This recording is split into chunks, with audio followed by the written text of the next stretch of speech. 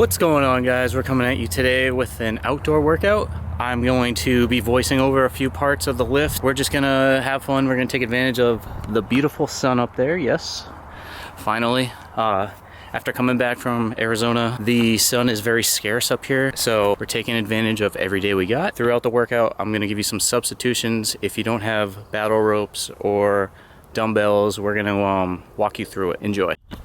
All right, so first lift we're gonna do is a battle rope to burpee, just like this. So guys, right here, what I always like to do is I'll set a timer on my phone. So for here, we're doing 40 seconds of work and then 20 seconds of rest. So what I'm doing is I actually set it for 50 seconds. So I have like 10 seconds to just situate myself. So I'm not just starting at 40 seconds and then I lose a few seconds just setting up. All right, guys, so a few coaching points right here. So what's going to be really crucial are 3 points. We're going to make sure we focus on the head, the shoulders, and then our feet placement. So we'll start with the feet placement to get into like an athletic stance. So knees are going to be slightly bent, square up wherever your battle rope is connected to or wrapped around. And then we're just going to do like a slight bend in the hips. I'm a little bit overbent.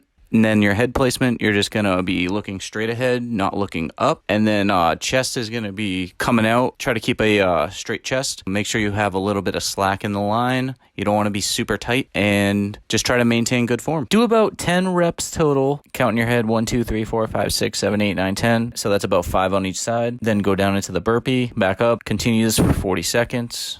Rest for 20, or if you have to rest a little bit longer, do that. All right, now the second lift we're going to do a thruster to a barbell row.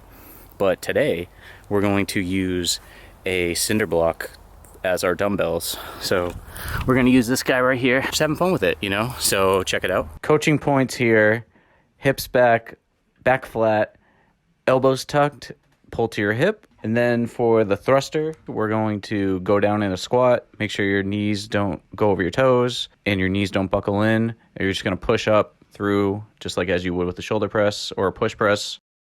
All right, now we're going to do a mountain climber push-up. So what we're going to do, we're going to do 10 mountain climbers in a row. Then we're going to go right into like one push-up. So this is going to be more core-based. We're only doing one push-up every 10 mountain climbers.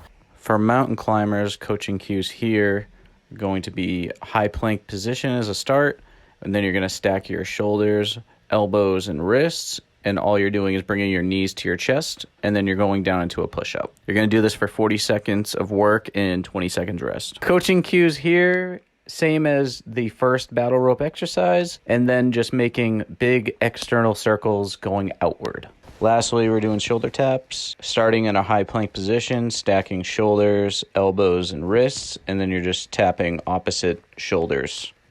Repeat this for 4 to 8 rounds along with everything else.